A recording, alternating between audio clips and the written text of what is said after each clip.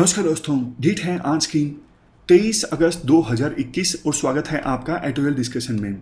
3 issues आज हम discuss करेंगे, एक हिंदू का, एक इंडियन एक्सप्रेस का और एक कंपाइलेशन। सबसे पहले आर्टिकल डिस्कस करेंगे सुप्रीम कोर्ट में जजेस की अपॉइंटमेंट से संबंधित।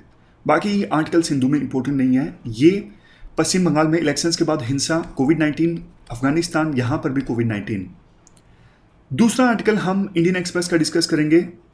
हाउस में जिन एमपीज ने डिसरप्शन किया है, काफ़ी ज़्यादा उत्पात मचाया है, उनके खिलाफ कार्रवाई के लिए राज्यसभा के द्वारा स्पेशल कमेटी का गठन किया जा सकता है। कितना सही कितना गलत। कंपाइलेशन हम डिस्कस करेंगे, कास्ट बेस्ड सेंसस कंडक्ट होना चाहिए या नहीं कंडक्ट होना चाहिए। हिंदू ने अभी तक सीधा सीधा इस पर आर्टिकल पब्लिश नहीं हुआ है, किया है।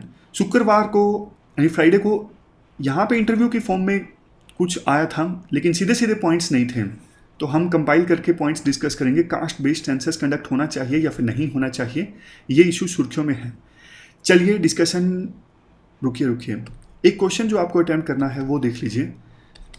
कास्ट बेस्ड सेंसस कंडक्ट होना चाहिए नहीं होना चाहिए, क्रिटिकली आपको एनालाइज करना है 250 वर्ड्स में। अब डिस्कशन स्टार्ट करते हैं। First important article supreme court में जजेस की अपॉइंटमेंट से संबंधित है। आप जीएस पेपर 2 के इस टॉपिक से आर्टिकल को रिलेट कर सकते हो। बेसिक्स की बात हम पहले करते हैं। आप सबसे पहले क्वेश्चन का आंसर दीजिए। सुप्रीम कोर्ट में जजेस की अपॉइंटमेंट कैसे होती है, कौन डिसाइड करता है? देखो, अभी के अनुसार प्रोसीजर ये है, एक कोलिजियम में चीफ जस्टिस ऑफ इंडिया होते हैं। इसके साथ साथ सुप्रीम कोर्ट के 4 सीनियर मोस्ट जजेस होते हैं। तो 5 जजेस का ये कोलिजियम डिसाइड करता है किसको सुप्रीम कोर्ट में या फिर हाई कोर्ट में जज के तौर पे अपॉइंट करना है। तो ये कोलिजियम नाम डिसाइड करके प्रेसिडेंट के पास भेज देते हैं और प्रेसिडेंट उस पर स्टैंप लगाते हैं। प्रेसिडेंट किसी नाम को लौटा सकते हैं, यानी कोलिजियम को बोल सकते हैं प्रेसिडेंट कि आप इस नाम को फिर से कंसीडर कीजिए। लेकिन देखो, अगर कोलिजियम उस नाम को फिर से प्रेसिडेंट के पास भेज देता है तो फिर प्रेसिडेंट को मोहर लगानी ही होती है उस नाम पर। बट प्रेसिडेंट, जो कि काउंसिल ऑफ मिनिस्टर्स की एड एंड एडवाइस पे काम करते हैं, काफ़ी बार चालाकी कर जाते हैं। वो फाइल को अपने पास रखते हैं। मतलब ना तो उस नाम पर जो भेजा गया है कोलिजियम के द्वारा उस पर मोहर लगाते हैं, ना ही उसे रिजेक्ट करते हैं। बस फाइल उनके पास पड़ी रहती है। तो ये तरकीब काफ़ी बार सरकार के द्वारा अपनाई जाती है। तो ये तो हमने बात की बेसिक्स की। अब बात करते हैं कंटेक्स्ट की। देखो, बहुत बार ऐसा होता है कि सुप्रीम कोर्ट में जजेस की जो वैकेंसी है ना, वो खाली रहती है, क्योंकि कोलिजियम ढूंढ नहीं पाता कि किनको सुप्रीम कोर्ट में जज के तौर पे अपॉइंट करना है। मतलब वो नाम पे सहमति नहीं हो पाता। लेकिन अभी अच्छी बात ये हुई, जस्टिस रमन्ना, जो कि चीफ जस्टिस ऑफ इंडिया हैं, इनकी अध्यक्षता में कोलिजियम ने 8 नामों पर सहमति बनाई सुप्रीम कोर्ट में जज के तौर पर अपॉइंटमेंट के लिए। 8 नाम जो है कोलिजियम ने प्रेसिडेंट के पास भेजे हैं। देखो, एक साथ 9 नामों पर सहमति बनाना कोलिजियम के द्वारा, इसकी सिग्निफिकेंस काफ़ी ज़्यादा है, क्योंकि सुप्रीम कोर्ट में बहुत बार देखा जाता है कि वैकेंसीज खाली रहती हैं, भरी नहीं जाती, और कोलिजियम जो है विभिन्न नामों पर सहमति नहीं बना पाता। 9 नाम पर एक साथ सहमति बनाना मुश्किल था। जब T.S.. Thakur chief justice of India थे ना, एक बार तो 2016 में ये रोने भी लग गए थे कि इतनी वैकेंसीज खाली रहती हैं, लेकिन इवन जुडिशरी भी कुछ कर नहीं पाती। इस संदर्भ में प्राइम मिनिस्टर ने भी वो उस मीटिंग को अटेंड किया था जब chief justice of India T.S.. Thakur emotional हो गए थे खाली वैकेंसीज को लेके। देखो, मुश्किल इसलिए आती है वैकेंसीज को फिल करना कि जजेस के नाम पर सहमति बनाना ये कॉम्प्लेक्स प्रोसेस होती है।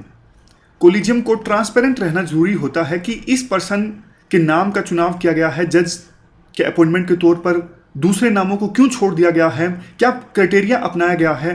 पूरी तरह से ट्रांसपेरेंट होना होता है कोलिजियम को, क्योंकि उनको पता है जो नाम हमने सिलेक्ट करे हैं ना, उन पर हाईएस्ट लेवल की स्क्रूटिनी होगी। सिविल सोसाइटी के लोग, जो वकील हैं, बार काउंसिल ऑफ इंडिया, सरकार, लोग सभी क्वेश्चन पूछेंगे, मतलब क्वेश्चन रेज करेंगे कि आपने इन नामों को क्यों सिलेक्ट किया है जज के तौर पर अपॉइंटमेंट के लिए, और बाकी नामों को आपने क्यों छोड़ दिया है। इसलिए जजेस को सिलेक्ट करना आसान नहीं होता। दूसरा, कोलिजियम में देखो 5 जज होते हैं। चीफ जस्टिस ऑफ इंडिया के अलावा सुप्रीम कोर्ट के 4 सीनियर मोस्ट जजेस भी होते हैं। इन जजेस ने पास्ट में बड़ी बड़ी जजमेंट्स दी होती हैं और ये जो जजेस हैं, सीनियर जजेस, ये सुप्रीम कोर्ट की इथोस को शेप करते हैं। तो इनकी सहमति होना किसी नाम पर कि हाँ इस पर्सन को अपॉइंट कर दिया जाए, इसमें इंटीग्रिटी है, इसमें मेरिट है, थोड़ा सा मुश्किल काम होता है क्योंकि विरोधाभास काफ़ी होता है जजेस के बीच में। कोई जज कहता है कोलिजियम में इसको अपॉइंट करना चाहिए, कोई जज कहता है नहीं इसको नहीं करना चाहिए। इस वजह से भी यानी सहमति नहीं बन पाती, इस वजह से भी दिक्कत आती है जजेस के नाम को अपॉइंटमेंट के लिए प्रेसिडेंट के पास भेजने में।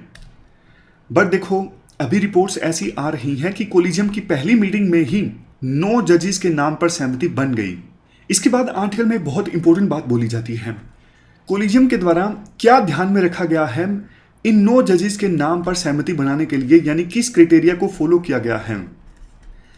देखो संविधान का जो आर्टिकल 142 सेक्शन 1 जो है ना, ये कंप्लीट जस्टिस की बात करता है, यानी supreme court complete justice ensure करने के लिए कोई भी ऑर्डर, कोई भी वर्डिक्ट पास कर सकती है। ये जो आर्टिकल है ना सुप्रीम कोर्ट को बहुत ज़्यादा पावरफुल बनाता है और देश के जो नागरिक हैं वो भी सुप्रीम कोर्ट की तरफ देखते हैं कंप्लीट जस्टिस के लिए। 1993 में सुप्रीम कोर्ट का एक वर्डिक्ट आया था, supreme court advocate on record association and other versus union of India case में। इस जजमेंट में सुप्रीम कोर्ट ने कुछ पैरामीटर्स को बताया है जिसका इस्तेमाल कोलिजियम के द्वारा किया जा सकता है हायर जुडिशरी में जजेस के अपॉइंटमेंट के लिए। मोस्ट क्रूशियल जो पैरामीटर है वो है मेरिट। और देखो मेरिट को इस प्रकार से कंसीडर किया जाए कि क्रिटिसिज्म का कोई सवाल ना उठे, मतलब ऐसा आरोप ना लगे कि कोलिजियम ने अपनी मन मर्जी से, बायसनेस के साथ और आर्बिट्ररी ढंग से कैंडिडेट्स का चुनाव किया है, मतलब इस क्रिटिसिज्म का कोई भी स्कोप नहीं होना चाहिए। और मेरिट जब हम बोलते हैं कि मेरिट होनी चाहिए कैंडिडेट में, इसका मतलब ये है कि जज में एबिलिटी होनी चाहिए कंप्लीट जस्टिस डिलीवर करने की। इसके बाद आर्टिकल में कहा जाता है, बट देखो इसके साथ साथ मेरिट के साथ साथ दूसरी बातें जिनका ख्याल रखना होता है। इंडिया देखो एक बहुत ज़्यादा डाइवर्सिटी वाला देश है, बहुत ज़्यादा शोर शराबे वाली हमारी डेमोक्रेसी है, अलग अलग लैंग्वेजेस बोली जाती हैं, रीजन बहुत ज़्यादा डाइवर्स हैं, अलग अलग धर्मों के लोग रहते हैं, अलग अलग कम्युनिटीज़, कास्ट, ये सब भी देश की रियलिटी है जिसको स्टेट इग्नोर नहीं कर सकता। तो जब जुडिशरी में भी कैंडिडेट्स को अपॉइंट करने की बात आए तो इस डाइवर्सिटी को ख्याल में रखना जरूरी होता है। यानी इंडिया एक प्लूरल कंट्री है तो अलग अलग तबकों को जगह मिलनी चाहिए सुप्रीम कोर्ट में भी, हर एक सेक्शन के लोगों को मौका मिलना चाहिए ताकि देश के सभी ऑर्गन्स में इंक्लूडिंग जुडिशरी सभी सेक्शंस का पार्टिसिपेशन हो सके। यही बात सुप्रीम कोर्ट ने अपनी उस 1993 की जजमेंट में बोली थी पैराग्राफ 315 में कि देखो कोलिजियम की ये जिम्मेदारी बनती है कि सभी क्लास के लोगों को, चाहे वो बैकवर्ड क्लास के हों, शेड्यूल कास्ट के हों, शेड्यूल ट्राइब के हों, माइनॉरिटीज़ के हों, वुमेन के हों, सभी क्लास के लोगों को इक्वल अपॉर्चुनिटीज़ मिलनी चाहिए। मतलब ऐसा ना हो ना कि एक सेक्शन के मेरिटियस जो जजेस हैं उनको अपॉइंट कर दिया जाए लेकिन दूसरे सेक्शन के जो मेरिटोरियस कैंडिडेट्स हैं उनको इग्नोर कर दिया जाए। जैसे ये क्रिटिसिज्म होता है सुप्रीम कोर्ट का कि महिलाएं जो हैं काफ़ी कम होती हैं सुप्रीम कोर्ट में, लेकिन इस बार 9 जो नाम भेजे हैं उनमें से 3 महिलाएं हैं और एक तो आगे जाके सुप्रीम कोर्ट की यानी पूरे देश की चीफ जस्टिस भी बनेंगी। ये हम आगे डिस्कस करेंगे। तो कुल मिला के देखो समराइज करें तो मेरिट के साथ साथ seniority, interest of the marginalise sections, deprived sections of society जैसे कि वुमेन, रिलीजन, रीजन, कम्युनिटी, इन सबको कंसिडर करना होता है हायर जुडिशरी में जजेस की अपॉइंटमेंट डिसाइड करते वक्त। इसके बाद देखो क्वेश्चन ये उठता है, अब जो 9 नाम भेजे गए हैं क्या वो इन क्राइटेरियाज पर खरा उतरते हैं? राइटर इसका आंसर देते हैं यस। जो 9 नाम भेजे गए हैं ना प्रेसिडेंट को, उसमें से 3 वुमेन जजेस हैं जिसमें से एक आगे जाके चीफ जस्टिस बनेंगी अगर उनके नाम पर सहमति, मतलब प्रेसिडेंट असेंट दे देते हैं, जो कि संभावना है दे ही देंगे। एक जज शेड्यूल कास्ट से हैं, एक बैकवर्ड कम्युनिटी से हैं, जबकि ये जो 9 सिलेक्टेड पर्सन्स हैं ये 9 अलग अलग स्टेट से हैं, केरला, तमिलनाडु, कर्नाटक, आंध्र प्रदेश, महाराष्ट्र, मध्य प्रदेश, उत्तर प्रदेश, दिल्ली और गुजरात। तो मतलब साबित होता है कि कोलिजियम ने जो अप्रोच अपनाई है वो अनबाइस्ड है वो अप्रोच बिल्कुल सही है। कुछ लोग हालांकि क्रिटिसाइज कर रहे हैं, कुछ मेरिटोरियस कैंडिडेट्स को छोड़ दिया गया है। राइटर कहते हैं देखो, सभी को तो प्लीज़ नहीं किया जा सकता। ये बात बिल्कुल सही है कि सभी मेरिटोरियस कैंडिडेट्स को नहीं इंक्लूड किया गया होगा। बहुत से मेरिटोरियस जो जजेस हैं वो रह गए होंगे, लेकिन उनकी बारी आगे आगे आ जाएगी। जज तो मेरिटोरियस ज़्यादा होते हैं, लेकिन सबको तो सुप्रीम कोर्ट में जज के तौर पे अपॉइंट नहीं किया जा सकता। सुप्रीम कोर्ट में सीट्स तो थोड़ी होती हैं। अभी के अनुसार टोटल स्ट्रेंथ है सुप्रीम कोर्ट की 33 जजेस और एक चीफ जस्टिस ऑफ इंडिया।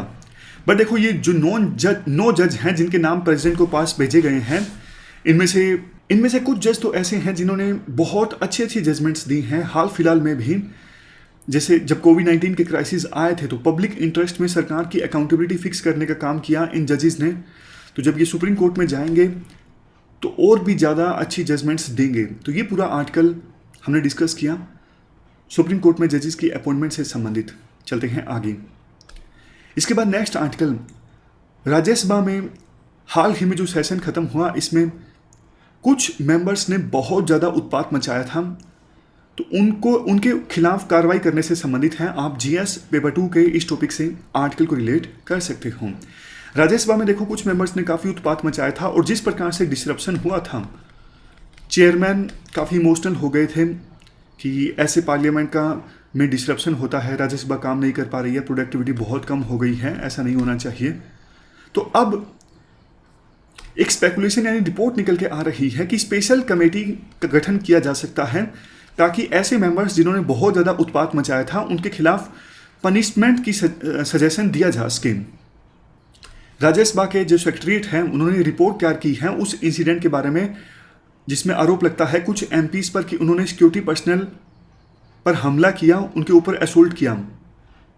जबकि दूसरी तरफ एमपीज का ये कहना है कि कुछ लोग जो स्ट्रेंजर थे, जो यहाँ पे काम नहीं करते, वो ब्लू यूनिफॉर्म में आ गए, जिनको हाउस के अंदर अलाउ किया गया, उन्होंने हमारे साथ धक्का मुक्की की। देखो, हम रूल्स की बात करते हैं। राज्यसभा का जो चेयरमैन होते हैं उनके पास सभी पावर्स होती हैं राज्यसभा में प्रोसीडिंग्स को स्मूथ चलाने की। और रूल्स ये कहते हैं वो एमपीज जो चेयरमैन की अथॉरिटी को डिसरिगार्ड करते हैं, काउंसिल के रूल्स को अब्यूज़ करते हैं, गलत इस्तेमाल करते हैं, लगातार बार बार हाउस की वर्किंग को डिसरप्ट करते हैं, तो ऐसे एमपीज पर कार्रवाई की जा सकती है। लेकिन कार्रवाई जो है वो सीधा सीधा चेयरमैन के द्वारा नहीं की जाती। अगर मान लीजिए किसी मेंबर को सस्पेंड करना है तो वो पावर हाउस के पास होती है। हाउस जो है वो मोशन को अडॉप्ट करता है। देखो, चेयरमैन नेम कर सकते हैं कि हाँ, ये जो एमपीस हैं वो बार बार हाउस को डिसरप्ट कर रहे हैं, तो उसके बाद मोशन मूव किया जाता है पार्लियामेंट्री अफेयर मिनिस्टर के द्वारा या फिर किसी दूसरे मिनिस्टर के द्वारा कि हाँ, इन मेंबर्स को हम सस्पेंड कर देते हैं। फिर उस मोशन को अडॉप्ट कर लिया जाता है हाउस के द्वारा कि हाँ, इन मेंबर्स को सस्पेंड कर दिया जाए क्योंकि ये बार बार डिसरप्ट कर रहे हैं हाउस को। तो ये प्रोसीजर होता है। रूल देखो ऐसा है कि मैक्सिमम किसी मेंबर ऑफ पार्लियामेंट को जो रिमेनिंग सेशन है, जो सेशन अभी चल रहा है, तो बचे हुए जो दिन हैं उसके लिए उस मेंबर को सस्पेंड किया जा सकता है। और जब किसी मेंबर को सस्पेंड कर दिया जाता है ना, तो वो चैम्बर में एंटर नहीं कर सकते, वो मेंबर ऑफ पार्लियामेंट से किसी भी कमेटी की मीटिंग में पार्टिसिपेट नहीं कर सकते, वो डिस्कशन के लिए कोई नोटिस नहीं दे सकते हाउस को, और बाय कन्वेंशन जो सस्पेंडेड मेंबर होते हैं क्वेश्चंस के रिप्लाईज हासिल करने का जो उनका अधिकार है वो भी चला जाता है। मतलब देखो, जब हाउस से किसी मेंबर ऑफ पार्लियामेंट को सस्पेंड किया जाता है ना, ये एक सीरियस पनिशमेंट है। लेकिन देखो, हैरानी की बात ये है जो रूल्स है ना वो नहीं बताते साफ साफ कि सस्पेंडेड मेंबर्स के ऊपर क्या क्या रिस्ट्रिक्शंस लग जाती हैं। ये सारी जो रिस्ट्रिक्शंस की हमने बात की, ये तो कन्वेंशन के तहत होता है, ऐसी परंपरा चली आ रही है। अब इसके बाद क्वेश्चन ये उठता है, क्या कोई और भी, मतलब रूल में क्या और भी प्रोविजन है कि कोई मेंबर ऑफ पार्लियामेंट बार बार अगर डिसरप्ट करता है पार्लियामेंट को या फिर कुछ और गलत करता है तो उसके खिलाफ कोई और पनिशमेंट दी जा सकती है? ऐसा भी कोई प्रोविजन है सस्पेंशन से बड़ा भी? देखो, राज्यसभा रूल्स ऑफ प्रोविजन का जो रूल 256 है वो कहता है अगर कोई एमपी मिसकंडक्ट करता है, चेयर की अथॉरिटी को डिसरिगार्ड करता है, काउंसिल के रूल्स का गलत इस्तेमाल करता है बार बार और हाउस की फंक्शनिंग को डिसरप्ट करता है, तो इन सभी एक्ट्स के लिए मेंबर को पनिश किया जा सकता है और जो पनिशमेंट होती है वो इमीडिएट होती है। ऐसा नहीं कि 2 सेशन पहले किसी एमपी ने कोई गलती की थी और 3 सेशन के बाद उस पर एक्शन लिया जा रहा है, उसी समय इमीडिएट एक्शन लेना होता है। बट देखो अब जैसी खबरें आ रही हैं कि अलग से एक स्पेशल कमेटी का निर्माण किया जा सकता है ताकि सजेशंस दिए जा सके, रिकमेंडेशंस दिए जा सके कि जिन एमपीज ने उत्पात मचाया था उनके खिलाफ क्या कार्रवाई की जाए। तो ये अपने आप में रेयर और स्ट्रेंज होगा, क्योंकि जैसा हमने डिस्कस किया कि जब कोई एमपी उत्पात मचाता है तो उसी समय उनका सस्पेंशन हो जाता है। ऐसा नहीं कि हाउस खत्म हो गया उसके बाद स्पेशल कमेटी का निर्माण किया जा रहा है। स्पेशल कमेटी का निर्माण पहले भी किया गया है लेकिन अलग केसेस में किया गया है। जैसे देखो, हाउस के बाहर कोई एमपी जब कोई ऐसा काम करता है जिससे हाउस की कंटेम्प्ट हो जाए यानी बेइज्जती हो जाए और एमपी को जो प्रिविलेजेस दिए गए हैं उनका गलत इस्तेमाल यानी उनका वायलेशन, उनका ब्रीच हाउस के बाहर जब ऐसा कोई एमपी करता है ना, तब उसके खिलाफ कार्रवाई करने के लिए प्रिविलेज कमेटी मामले की इन्वेस्टिगेशन करती है और फिर रिकमेंडेशंस भेजती है हाउस के पास कि ऐसे एमपी के खिलाफ क्या कार्रवाई होनी चाहिए जिसने हाउस के बाहर हाउस की बेइज्जती करवाई है, प्रिविलेजेस का वायलेशन किया है। और देखो, स्पेशल कमेटी का निर्माण तो तब किया जाता है जब किसी एमपी का जो कंडक्ट है बहुत ही ज़्यादा गलत हो, मतलब मिसकंडक्ट जो किसी एमपी ने किया है वो बहुत ज़्यादा सीरियस हो कि हाउस विचार कर रहा है कि उस एमपी को पूरी तरह से एक्सपेल ही कर दिया जाए हाउस से, तब स्पेशल कमेटी का निर्माण किया जाता है। जैसे पास्ट एग्जाम्पल्स देखिए, 1951 में पहली बार स्पेशल कमेटी का गठन किया गया था एक मामले की जांच करने के लिए। H.G. मुदगुल ये एक एमपी थे। इन्होंने किसी कॉर्पोरेट ग्रुप से फाइनेंशियल बेनिफिट्स हासिल किए थे ताकि उस बिजनेस हाउस के पक्ष में पार्लियामेंट में और गवर्नमेंट से सपोर्ट गैदर की जा सके, सपोर्ट इकट्ठी की जा सके। कमेटी ने पाया, स्पेशल कमेटी ने पाया कि उस एमपी ने मिसकंडक्ट किया है जो कि पार्लियामेंट की डिग्निटी के अगेंस्ट है, तो उसको एक्सपेल कर दिया गया था। एक और बार स्पेशल कमेटी का निर्माण किया गया था 2005 में, क्योंकि कुछ एमपीज पर आरोप लगा था कि वो पैसे लेके पार्लियामेंट में क्वेश्चन पूछते हैं।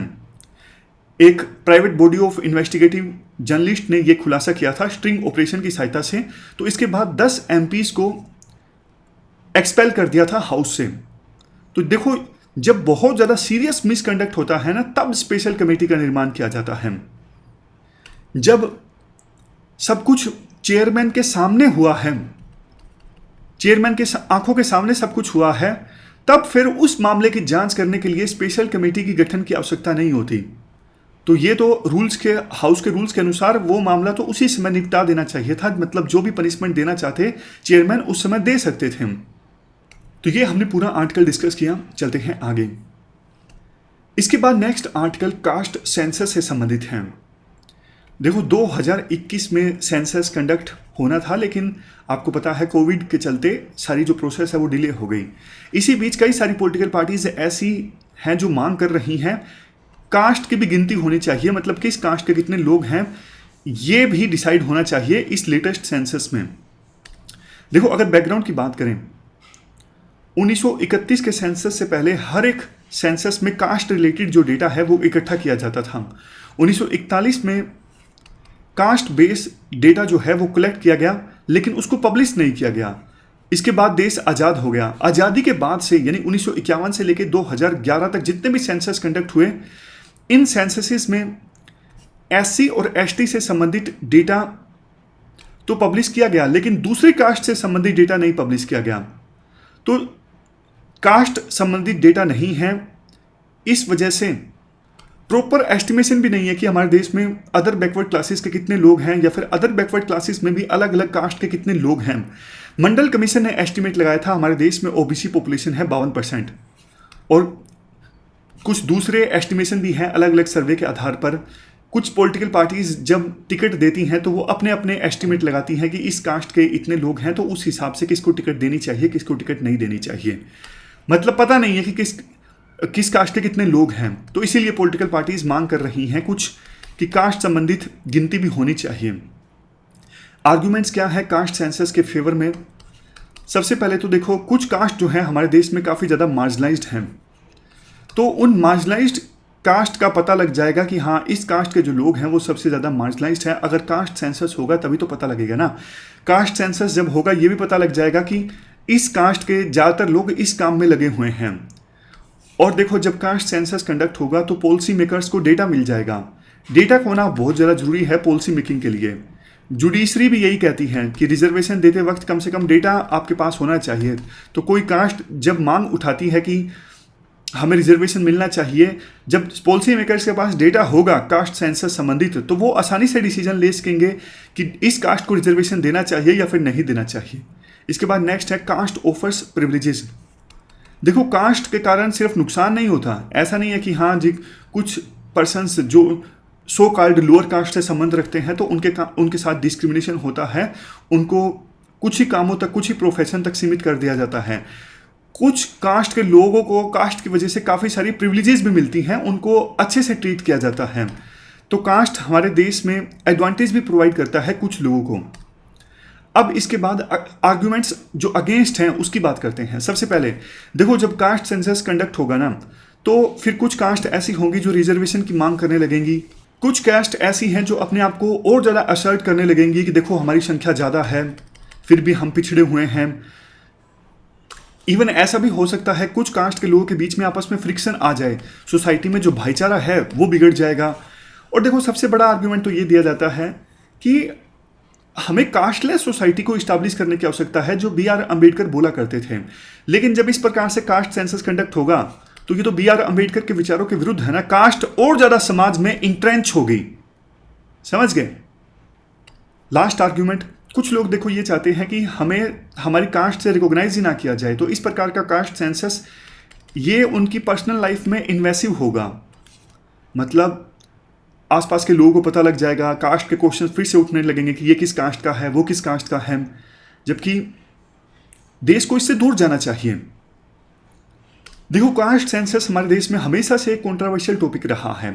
वो इसलिए क्योंकि वोट बैंक पॉलिटिक्स काफ़ी ज़्यादा हो जाती है, डेटा को मैनिपुलेट कर लिया जाता है। जब कास्ट सेंसस संबंधी डेटा अगर कलेक्ट होगा, कुछ डेटा जो है सरकार रख लेगी अपने पास, कुछ डेटा को जो उनको लगता है कि इलेक्शन में नुकसान पहुंचाएगा उस डेटा को रिलीज नहीं किया जाएगा। नेक्स्ट, डेटा की ऑथेंटिसिटी में भी सवाल उठते रहते हैं, इसलिए कास्ट सेंसस हमेशा कंट्रोवर्शियल रहा है। कंक्लूजन में ये कहा जाता है, देखो हमारे देश में सभी लोगों का उत्थान होना चाहिए, गरीबी खत्म होनी चाहिए, इक्वल अपॉर्चुनिटीज सबको मिलनी चाहिए। सरकार को ऐसे कदम उठाने चाहिए जिससे सोसाइटी एकजुट हो, देश एकजुट हो, सोसाइटी डिवाइडेड ना हो। तो धर्म के नाम पे चाहे किसी के नाम पे, कास्ट के नाम पे भी लोग जो हैं वो डिवाइडेड नहीं होनी चाहिए। तो कास्ट सेंसस के बजाय सोशियो इकोनॉमिक कास्ट सेंसस जो है ये कंडक्ट होना चाहिए। इस पर भी हम किसी और दिन आर्टिकल डिस्कस करेंगे। ये एक सॉल्यूशन कुछ एक्सपर्ट्स के द्वारा दिया जाता है। सोशियो इकोनॉमिक कास्ट सेंसस 2011 में कंडक्ट हुआ था, लेकिन पूरा डेटा सरकार ने रिलीज नहीं किया था। तो ये थी हमारी आज की डिस्कशन। आज हमने 3 इश्यूज को डिटेल से डिस्कस किया। इस डिस्कशन में इतना ही है। Thank you very much for discussion.